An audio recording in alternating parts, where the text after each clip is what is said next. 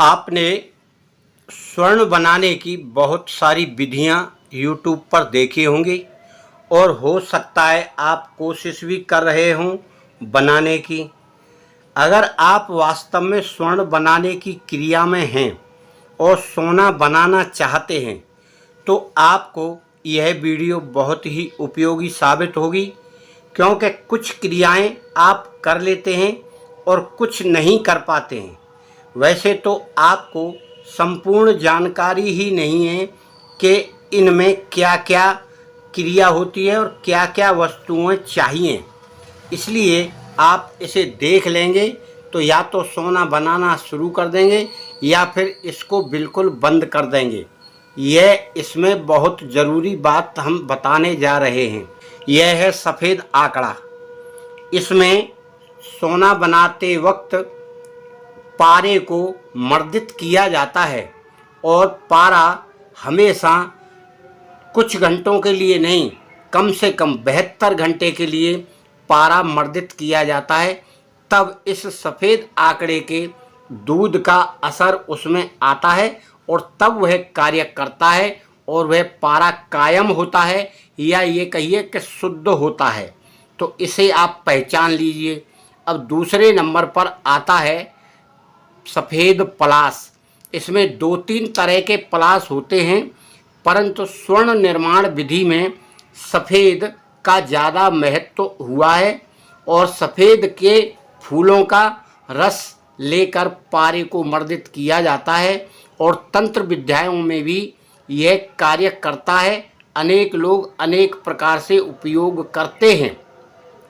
सफ़ेद कंटकारी या सत्यानाशी, वैसे इसमें भी 2-3 तरह की होती हैं।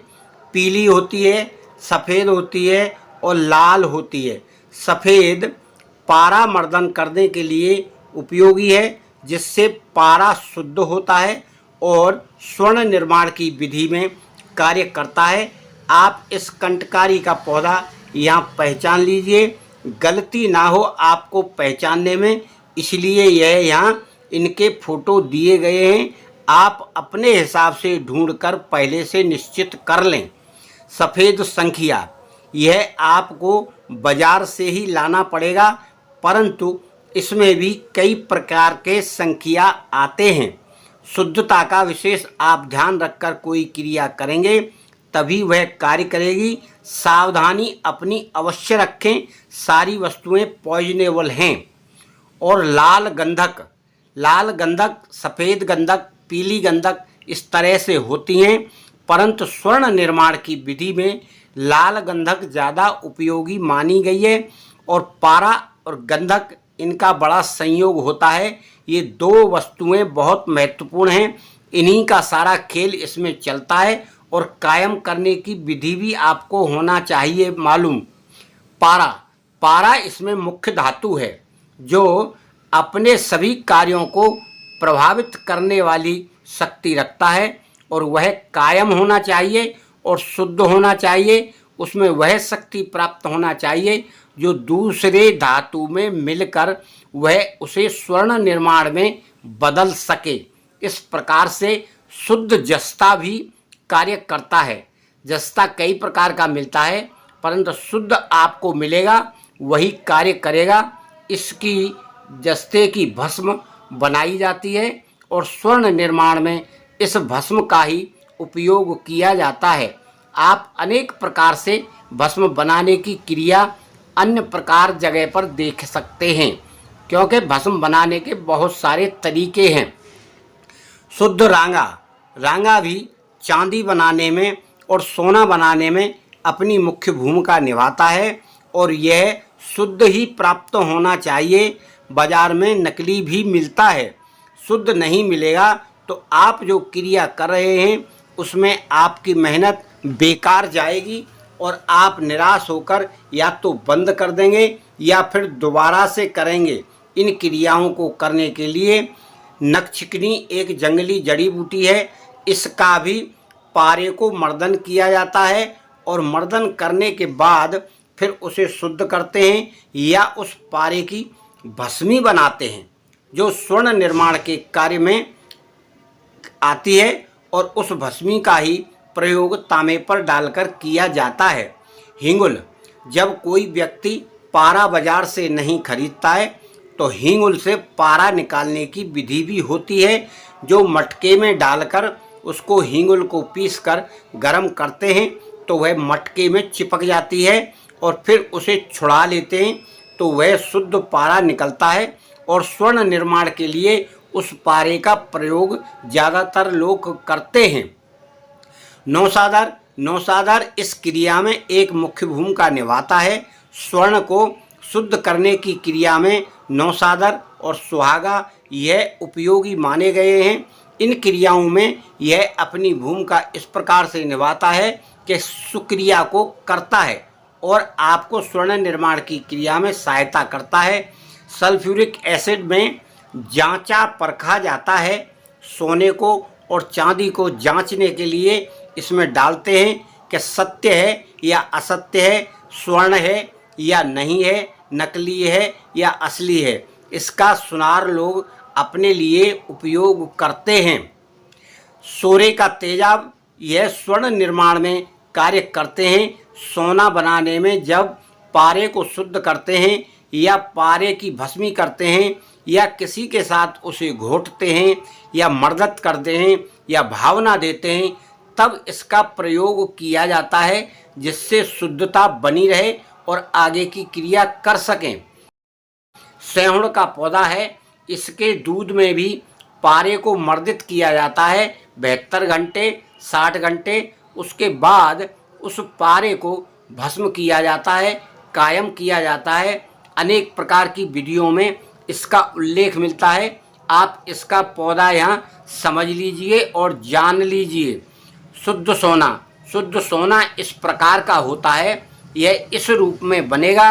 अगर आपका सोना शुद्ध बन जाता है तो वह कसौटी पर भी खरा उतरेगा और सुनारों के द्वारा जिस प्रकार से इसे जांचा जाता है उस प्रकार भी यह अपनी शुद्धता बनाए रखेगा और बताएगा कि मैं शुद्ध हूँ।